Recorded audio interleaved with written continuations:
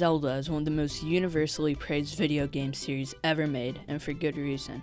Every game, and yes, every game in the series is really good, but almost every game in the Zelda series has a degree of quality to them, and a lot of the games are considered to be the best games of all time. This is the Zelda Iceberg. I made this iceberg a while ago. I think it was in January. I didn't have the idea to make a video about it until now. I guess I'm late to this trend? Is it really a trend? At this point, it's its own video genre, I guess. I don't know. I still want to make a video about it either way, so here we go. I want to go swimming.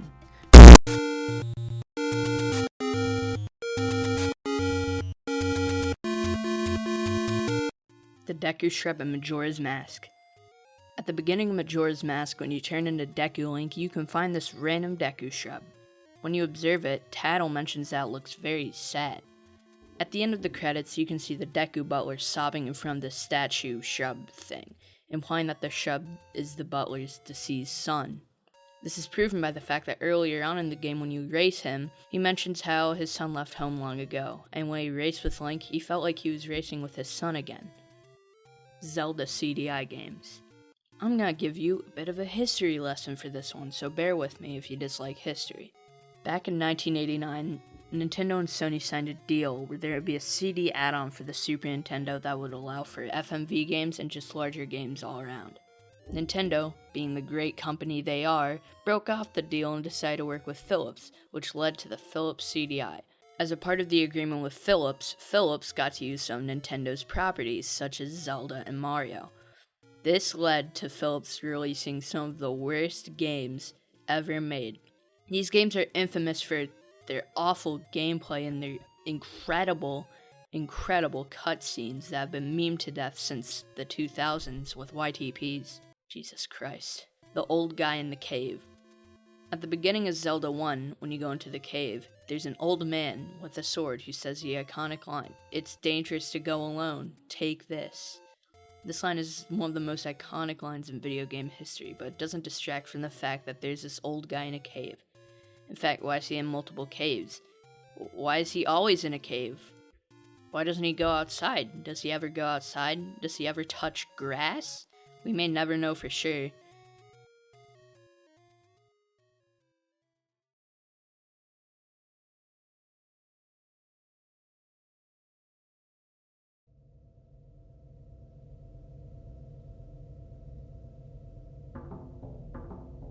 Agatha has a bug fetish.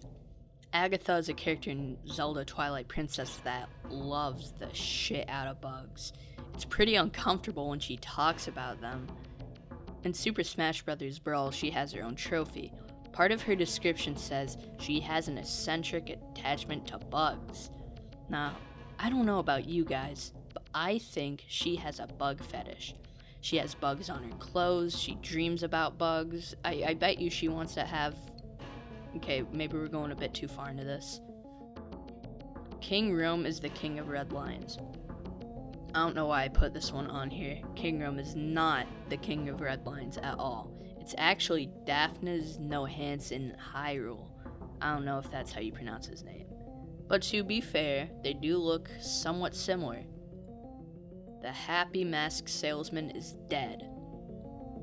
The Happy Mask Salesman is a character in Majora's Mask. He wants you to get Majora's Mask back in the game. But at the end, when he does get it, he walks off into the distance, says some stuff, and just fades away. This has led people to believe that he's dead, and he's actually a ghost in Majora's Mask. I don't really know if this is true or not, due to him being able to pick Link up, but it is weird how he just pulls out this piano out of nowhere to teach you a song. Mario picture in Ocarina of Time. In Ocarina of Time, there's a picture of Mario inside the castle if you look through here. You can do this in Ocarina of Time 3D too, which is pretty cool. But that is all. Navi dies at the end of Ocarina of Time.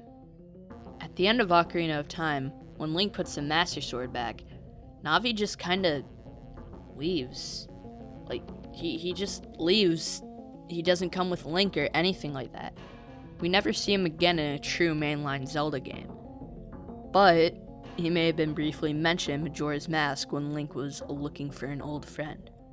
More on that later. Who was, or is, the fierce deity? The fierce deity mask is a mask you get inside the moon at the end of Majora's Mask. You can only use the mask in bosses and not in fights like in Hyrule Field or anything like that. It kinda sucks. But, why is there a mask of a fierce deity? What is the fierce deity? Who is this fierce deity? And why does it have all this power? We may never know. Unless I'm stupid, and I just don't know.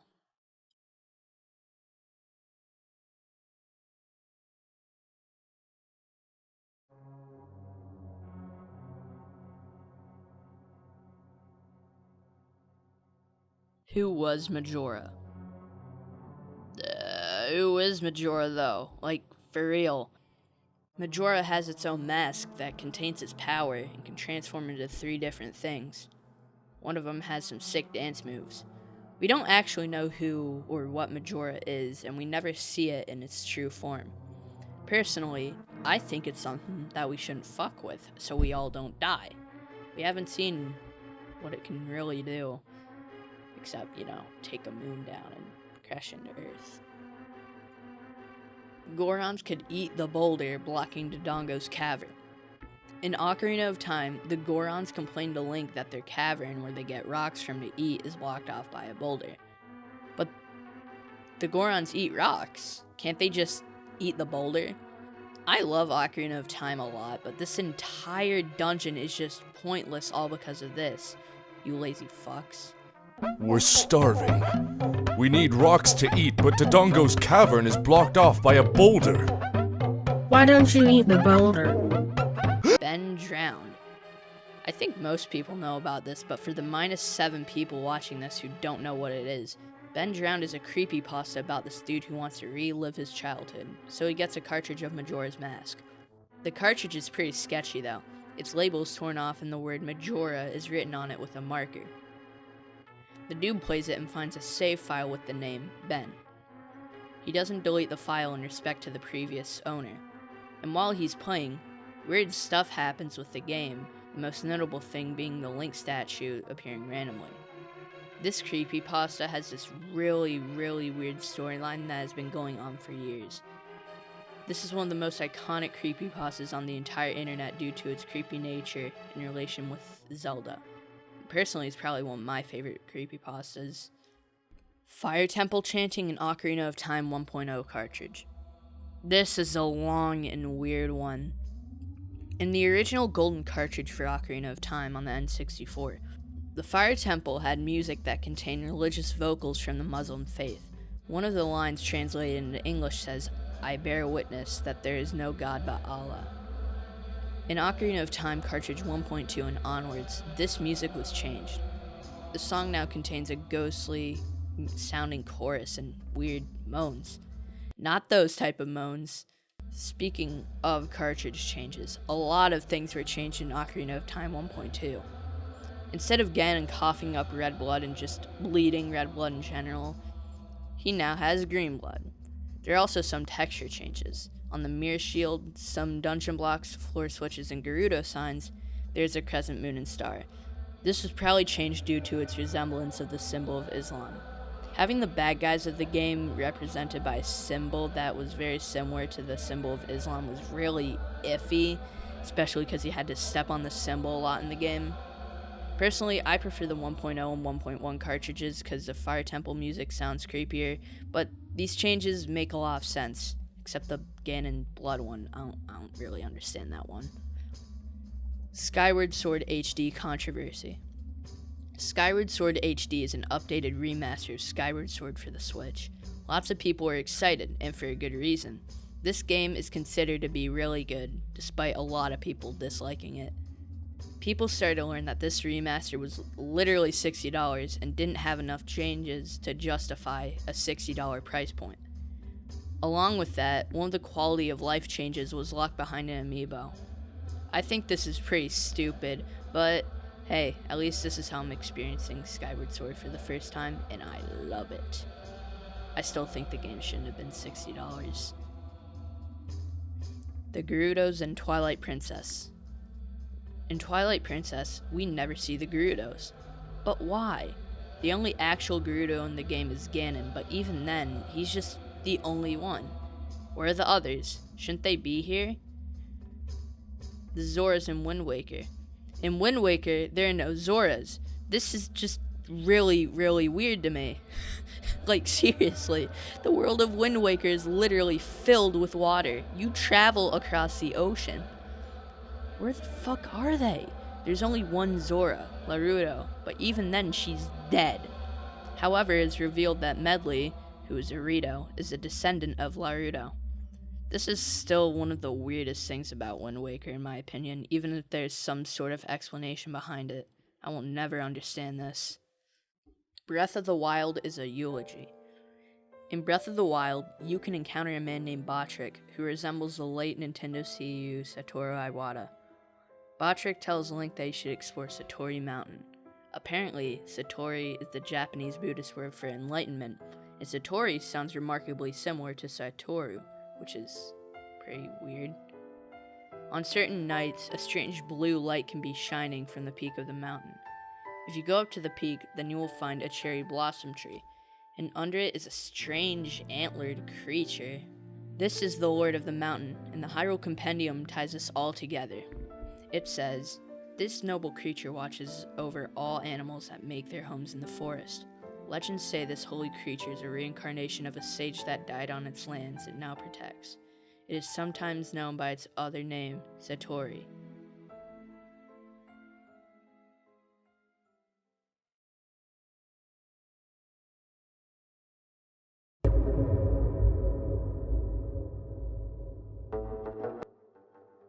Talon and Ingo are references to Mario and Luigi. Talon and Ingo are two guys who work at Lon Lon Ranch in Ocarina of Time. They both have a striking resemblance to Mario and Luigi. Talon looks like Mario with his kind of fat appearance and mustache. His clothes and colors also kind of look like Mario's clothes and colors. Ingo looks like Luigi, with part of his clothes being green and also his mustache. Along with that, on Talon's little necklace thing, there's a symbol that literally looks like Bowser. This was clearly intentional, but it's pretty cool. Who was the Dead Hand? The Dead Hand is a mini-boss in Ocarina of Time at the bottom of the well. It resembles a corpse and can grab you with its weird hands. Because of its resemblance to a corpse, it makes you wonder who this originally was. It can't be just a mix-up of meat chunks or anything. This was clearly a living thing at some point. Well, it still kind of is living, but still. I don't think anyone will ever know who this originally was, which kind of sucks because I kind of want to know the backstory of this thing. The Zelda timeline. Before the Zelda timeline was officially announced, there was a huge debate in what order the Zelda games went in. This is a debate that is still going on due to Breath of the Wild. I personally think Breath of the Wild may be set before Skyward Sword, which I'll talk about in a bit. This is still one of the most confusing timelines for any game series, and I will never understand it. I don't understand the split timeline stuff. Why Link and Zelda are hot. Link and Zelda are both hot in Zelda games, especially Breath of the Wild. We may never know why they're both attractive, especially in Zelda in games like Hyrule Warriors and Link in Breath of the Wild. This is a mystery that will remain unsolved, at least for a very, very long time. Link is gay. In some Zelda games, women often show affection towards Link, but he never truly shows affection towards them back. Sometimes this isn't really true, especially in Twilight Princess with Ilya and stuff, but in games like Breath of the Wild, Link just doesn't show the same affection towards others. He just doesn't talk in general. Sometimes he doesn't even make facial expressions, he just looks normal. Could this mean Link is gay? Probably not, but it would be cool. Every game is a dream. In a lot of Zelda games, Link is always sleeping at the beginning. Why? Does this mean that Link is just dreaming about saving this hot princess, dying 400 times, fighting monsters, pulling out a sword out of this weird stone, and even more weird stuff? I doubt this is true, it just seems to pull a Mario Brothers 2, but with a Zelda game. That's just cheap and makes the entire adventure feel pointless. Dark Link. Dark Link is an enemy you encounter in Ocarina of Time inside of the Water Temple, but he first appears in Zelda 2. He's like a mirror of Link. He's also kind of like a shadow. He mimics your every move, and he's pretty hard to beat if you don't know what you're doing. Despite his appearance in a few Zelda games, we still have no idea what his backstory is. He never says anything, just like Link, and we haven't seen him in a Zelda game that wasn't a remake or port since Spirit Tracks, which was like 11 years ago. There's a Dark Link costume in Breath of the Wild, but it isn't actually Dark Link. We may never know what Dark Link's backstory really is. We just know he really wants to kill Link for some reason. All 4 Links and 4 Swords represent each part of the Triforce. The 4 Swords games each have 4 Links. There are 4 parts of the Triforce. Before you say there are only 3, if you take a look at the Hylian shield in Ocarina of Time, there's a missing piece at the very bottom that fills in the middle of the Triforce. Perhaps each Link in these games represent a piece of the Triforce. Maybe this has to do with Triforce Heroes. I don't really know. I haven't really played Triforce Heroes and 4 Swords.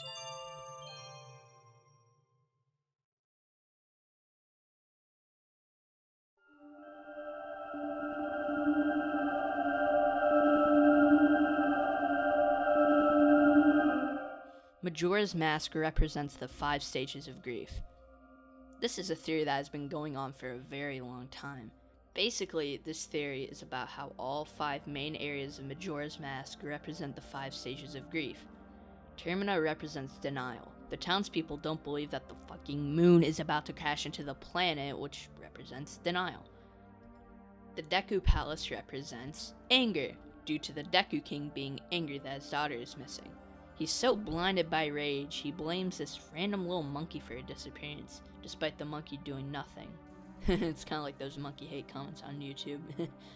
That's not funny. Snowhead represents bargaining, due to poor Darmani bargaining for his return to this mortal coil. Saddest of all, the Great Bay represents depression due to Lulu not being able to find her missing eggs. She can't speak because of it. Icona Canyon represents acceptance. You can tie this with the fact that almost everyone there is dead except Link. Later on in the Stone Tower Temple, you can find the light arrows, which could represent enlightenment that comes at the end of the 5 stages. If this game is about grief, who are we grieving over? Well, remember when I said that Navi left at the end of Ocarina of Time? What if he died? Maybe we're grieving over Navi in this game. This is easily the juiciest theory on the iceberg in my opinion, and I feel that this is probably one of the most believable theories related to Zelda. Zelda is schizophrenic. This one's really weird. Zelda shows some symptoms related to schizophrenia. She gets really anxious, she struggles with daily life, sometimes hears voices, and maybe more than that. This one is really weird and probably isn't true at all, but I guess there is some sort of evidence, I guess? Link is dead in Majora's Mask. I have never believed this one, and I will never believe it unless Nintendo somehow confirms it. The only evidence that's somewhat believable is the fact that Link falls into this pit at the beginning of Majora's Mask. Other than that, I just don't believe this theory at all. Didn't the timeline continue after Majora's Mask? Yes, it did. So, I don't think Link is dead at all. Each game has the same Link. Just, no, this one isn't true. I don't know why I put this on here. This is just not true at all. Breath of the Wild 1 and 2 are both set before Skyward Sword. This theory is kind of something that I made up after the Breath of the Wild 2 trailer at E3. In that trailer, you can see Link, or maybe even Zelda, traveling across floating islands. What if at the beginning of Breath of the Wild 2, these islands were created, leading to places like Skyloft being created? Could this mean that these 2 games are set before Skyward Sword? This sounds stupid, but I think Nintendo's decision to release Skyward Sword on Switch right now supports this theory. more people are going to be able to buy this game now, and more people can see how Skyloft was created. This theory is probably not true, but personally, I'll stand by this theory until Breath of the Wild 2 is released. Shadow Temple Executions. The Shadow Temple is a temple in Ocarina of Time that is infamous for how creepy it is and how disturbing its backstory is. Historically, the Shadow Temple is a place that the Sheikah used to interrogate and torture the enemies of the royal family of Hyrule. This explains a lot of the blood in the temple, these hanging chains everywhere, and all these jail cells you may find. The dialogue about the Shadow Temple is pretty weird, as it says, Shadow Temple. Here is gathered Hyrule's bloody history of greed and hatred. If this place was used as a torture chamber, then this implies that there were a lot of executions here. Perhaps this could explain why there's this thing called the Dead Hand. Overall, this entry on the iceberg is by far the creepiest in my opinion, due to the fact that it's basically implied that this place was used as a torture chamber and was probably used for executions.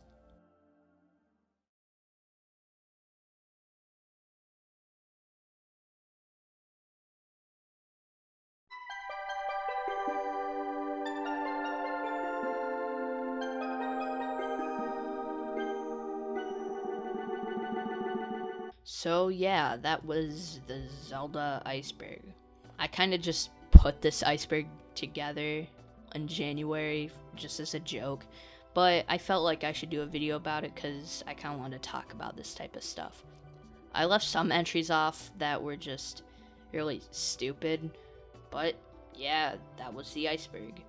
Let me know what you guys think. This was a fun video to do research on and just make.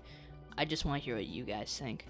In the next few videos, I'm going to be doing a 2D Metroid retrospective in celebrations of Metroid's 35th anniversary, and consider this my celebration for Zelda's 35th. Thank you for watching, and take care. You fuck.